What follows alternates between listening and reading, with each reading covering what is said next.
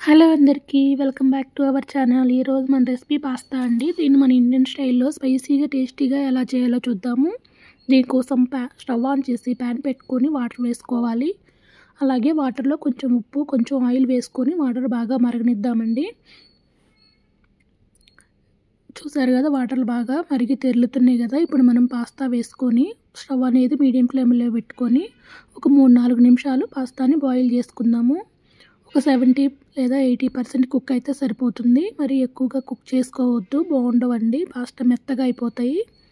ఇప్పుడు మనం స్ట్రైనర్తో మొత్తం చక్కగా తీసేసుకొని బయటకే దాని మీద వెంటనే మనం కోల్డ్ వాటర్ పోసుకోవాలి అండి. నార్మల్ వాటర్ పోసుకోవటం వల్ల చల్లగా అవుతుంది, లేదంటే ఆ వేడికి ఇంకొంచెం ఎక్కువ కుక్ అయిపోయి మెత్తగా అయిపోతుంది. ఇప్పుడు మనం వేరొక ప్యాన్ పెట్టుకొని ఆయిల్ వేసుకోవాలి. కొంచెం ఆయిల్ అయితే సరిపోతుందండి, మరి ఎక్కువగా ఆయిల్ వేయాల్సిన అవసరం లేదు. ఈ ఆయిల్ అనేది హీట్ అయిన తర్వాత మనం ఇందులోకి జీలకర్ర అలాగే వెల్లుల్లి రెబ్బలు వేసుకుందాము. వెల్లుల్లి అనేది కొంచెం ఎక్కువగా వేసుకోండి, బాగుంటుంది. లేదా కొంచెం కచ్చా పచ్చాగా దంచుకున్నా కానీ బాగుంటుందండి. నేనైతే పీసెస్ వేసాను. అలాగే పచ్చిమిర్చి, ఒక ఆనియన్ వేసుకొని ఫ్రై చేసుకోవాలి. ఇవి కొంచెం ఫ్రై అయిన తర్వాత మనం ఇందులోకి వెజిటేబుల్స్ వేసుకుందాము. క్యారెట్ అలాగే క్యాప్సికమ్ వేస్తున్నాను నేను. మీ దగ్గర వేరే వెజిటేబుల్స్ ఏమన్నా ఉంటే యాడ్ చేసుకోండి. బఠానీ, బీన్స్, క్యాబేజీ ఇలా ఏవైనా వేసుకోవచ్చండి. అలాగే ఒక టమోటా కూడా వేసుకుంటున్నాను.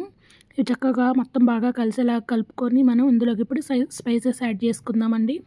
పెప్పరు కొంచెం ఎక్కువే వేసుకోండి, పెప్పర్ ఫ్లేవర్ బాగుంటుంది దీనికి.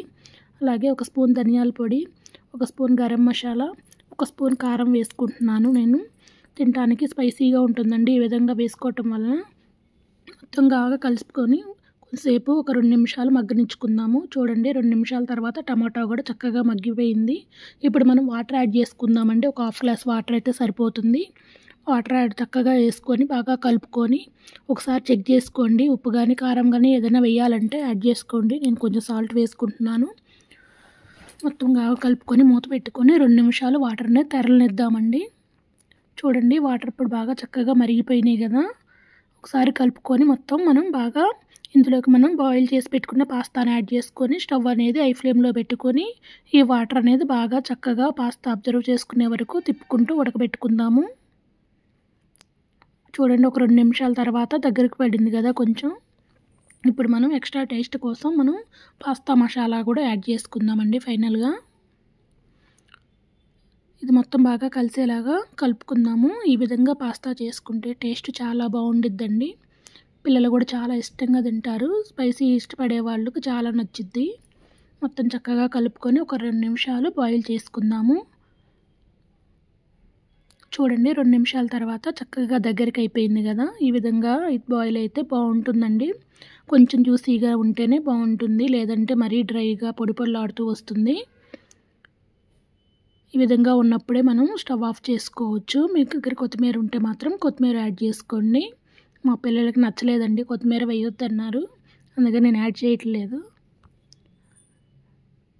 ఇప్పుడు మనం దీన్ని సర్వింగ్ ప్లేట్లోకి పెట్టుకొని వేడివేడిగా సర్వ్ చేసుకోవటమేనండి. మీకు కనుక మా వీడియో నచ్చినట్టయితే లైక్, షేర్, సబ్స్క్రైబ్. చాలా అంటే చాలా బాగుందండి టేస్ట్. ఒకసారి మీరు కూడా ఈ విధంగా ట్రై చేసి మీకు ఎలా కుదిరిందో కామెంట్లో తెలియచేయండి. Thank you.